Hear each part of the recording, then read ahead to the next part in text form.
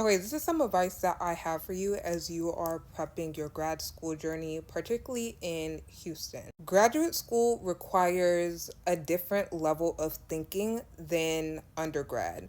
What I mean by that, grad school requires you to think critically about your work, whereas undergrad doesn't really deeply dive into the skills of critical thinking and how to apply that to your own personal research and writing. Typically, the only access that you get to that level of critical thinking that I am referencing is through presenting research at science symposiums, depending on your course of study. If you were in philosophy or if you were in very niche subjects, then of course. But as you are prepping for that journey, start exposing yourself to literature, particularly nonfiction, that helps you understand the academic discipline that you are going into.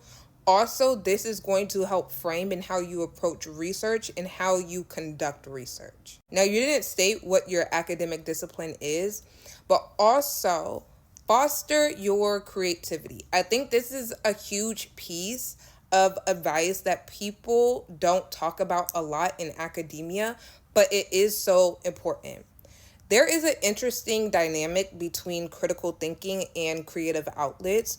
When you are engaging into creative hobbies, your brain also works in a very unique way. I don't quite have the words to explain what I'm talking about, but I find very interesting connections and intersections in the way that I engage with my research when I'm writing and reading. And I also find the way that I engage with my creative projects and my creative outlets in that way. Like my brain operates in very similar ways when I do the two. Probably not your first year of grad school, but your second year, you are going to want to be in community with academics that are aligned in your area of expertise, as well as cross-functioning experts and industries within academia as well. That is going to be important, and I want to push you to be able to present your research, be able to get on panels, submit proposals for you to be in communion where people can criticize and also give credibility to you to strengthen your writing. I never forget when I was working at Adobe. This had to be 2.5, almost 3 years when this situation happened. I remember I was talking to my manager, and I believe I had my first speaking engagement at Adobe.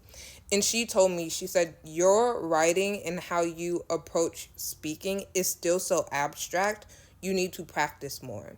I had the rough idea of what I wanted to say, but at that time, I didn't have the relationship with language that I do now to clearly articulate what I'm trying to say.